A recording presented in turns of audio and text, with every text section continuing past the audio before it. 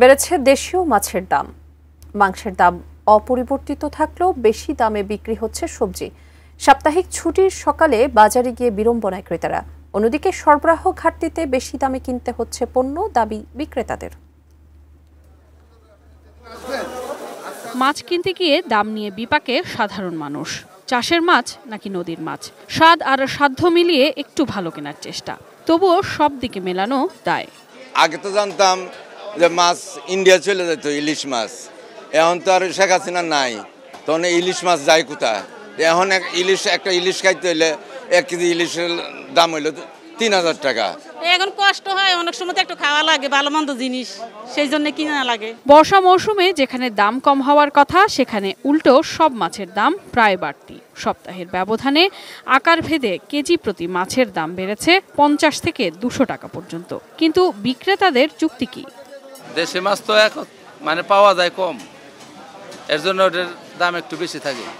আর এমনি চাষের মাছ তো অভাব নাই, ওটা পাওয়া যায়, এটা সবাই আবার খাইতে চায় না। বেশি দিয়ে কিনা, এই জন্য আমাদের বিক্রি বেশি, আমরা তার এক্সট্রা করে বিক্রি বেশি বেচতে পারি না।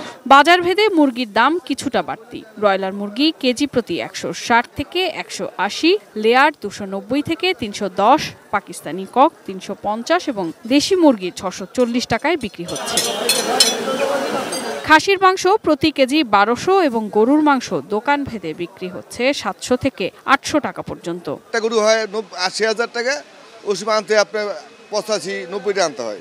এটা 720 টাকা বিক্রি করার পরও আমাদের লাভ হয়, লস নেই। লাভ না হলে আমরা চলি কিভাবে? আর যারা ওই 780 টাকা 800 টাকা বিক্রি করছে, এরা জুলুম করে বেশি করে বিক্রি করছে, এরা সিন্ডিকেট করে চলছে।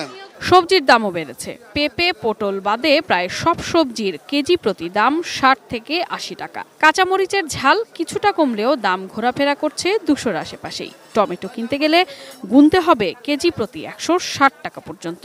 যাবতীয় জিনিসের দাম একটু বাড়ছে আগের থেকে, এবং এইগুলার দাম যদি আমাদের মোটামুটি আরো 10-15 টাকা 20 টাকা করে কমে সবকিছুর, তাহলে সবার জন্যই সুবিধা হয়। তবে ডিমের দাম কিছুটা কম। ব্রয়লার মুরগির ডিমের ডজন বিক্রি হচ্ছে 120 টাকা করে। Sadia Nancy, ATN news, Dhaka.